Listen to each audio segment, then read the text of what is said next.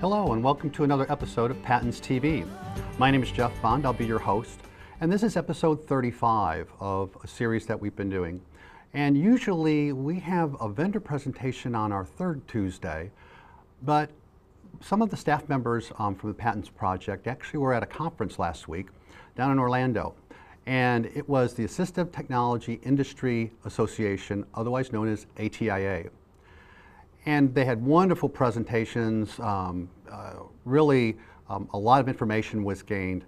But one of the things that I started looking at was going through the vendor area. It was very large. They had vendors all over the conference area. And I decided that maybe we could sort of give a little push to our Assistive Technology Tech Expo here in April by just showing some of the vendors that may be at the Tech Expo that we have, and you can kind of get a little idea as to what to look for. I took my little trusty JVC high-def camera and took some really nice videos, I think. Probably one of the things that I should have done was do a little better mic check because it really doesn't have a very good sound. So the sound quality might be a little bit hard to hear, and I apologize in advance to Sherry, our person who translates all this, but I'm sure she'll do a great job. We're going to look at a couple different vendors. The first one is going to be Don Johnston, and it's going to be the start to finish core curriculum. Then we're going to go into the Beams. It's a musical device. We're going to do the 3Doodler, which is a 3D pen. And we're going to do the Prodigy, which is a desktop CCTV by Humanware. And then we're going to finish up with the Rocket Keys app by My Voice. So we'll go ahead and roll that first tape for start to finish core curriculum. Hi, this is Ben Johnston from Don Johnston Incorporated. I'm here at ATIA 2014. Here to show you one thing I'm really excited about, start to finish core curriculum. You can see at the monitor behind me a video we just filmed out in a local school district. They are implementing start to finish core curriculum, and they're having big results. Let me show you core curriculum. This curriculum takes books that we've developed through Start to Finish, which has been around for about 12 years, and books like 20,000 Leagues Under the Sea, Story of Anne Frank, Cleopatra, Frankenstein. And these books are written at a 2nd to 3rd grade or 4th to 5th grade reading level. And we wanted to make these books work for students who would normally not be able to read these books. So we developed a curriculum that's going to help teachers bring these books to students who are emergent and non-readers. So the big part, the students who can benefit from this, one, if they have can know most of their letters and letter sounds most of the time. Two, they have a ability to communicate and communicate ideas about themselves. And if students can do those two things, then they're going to be appropriate for this curriculum. Let's take a look at some of the lessons. So for each book, like Frankenstein, we have a set of lessons correlated to each chapter of that book. And each one follows a consistent format, starting with anchor, reading, and then doing an after reading activity that brings everything back together. And it's something that teachers can do really easily. With NSSEO, teachers really liked the amount of prep time it took. It takes about 10 minutes to prep for a lesson. There's nothing to copy. Everything is printed out. They can just prepare, read through this and think through the activity, and then they'll read the book in a group reading setting, and they're bringing these books to students who would ordinarily not have access to books that their peers are reading. So we hope you check it out. donjohnson.com/start to finish core curriculum. Thank you. Hi, I'm Mary Jo with Beams, and this is our interactive music system that uses lasers to trigger musical instruments and sound effects. So each of the lasers, you can see this one is a fiddle, this one is a banjo, You get 3 sets of instruments for each song, so 12 instruments in total. I can use my touch screen to change the instruments or the buttons here on the beams. So now I'm working with drums, a little bit of cowbell, change them again, got a guitar. Now I can play a single note or hold my hand in for extended play. You can hook up switches, you can use an adaptive keyboard. When you're ready, start playing the background music here.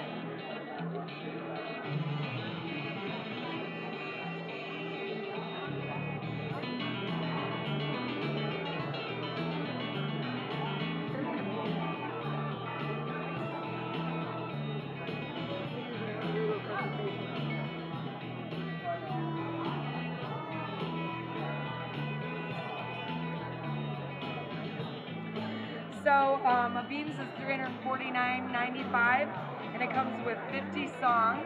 You also get a software license for 1 iOS device, 1 Mac and 1 PC, and activity guides and your hardware. So that's what's new at the Beams stand this year.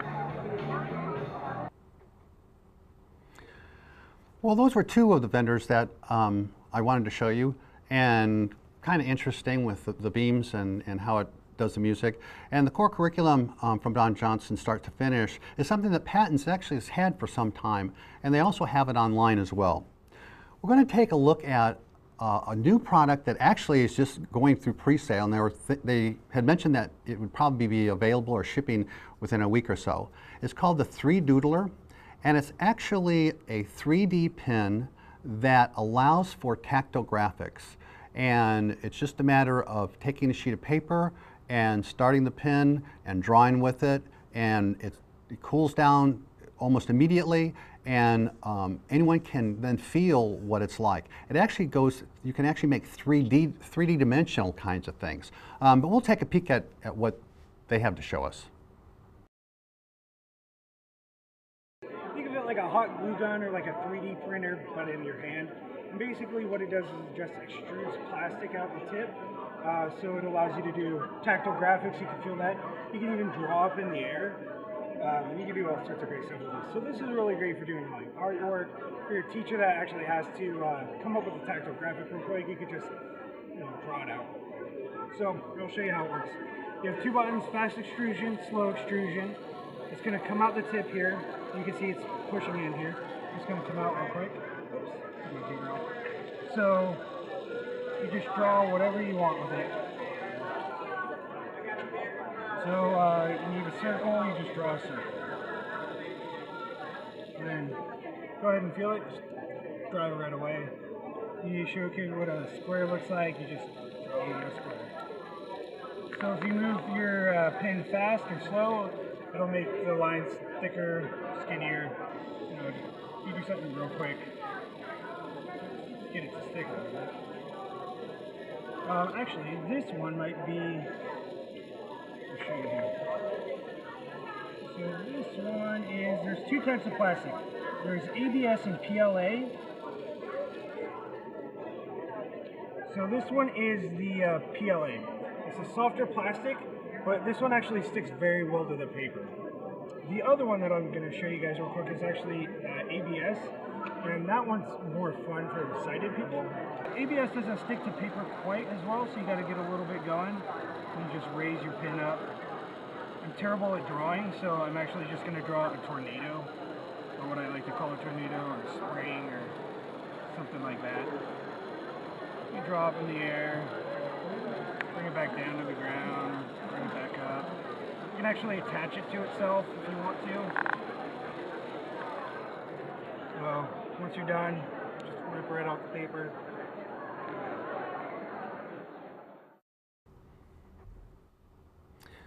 All right, pretty interesting little device, and like I said, it's I think will be very helpful for people that need to have that tactile reinforcement or tactile explanation of some things.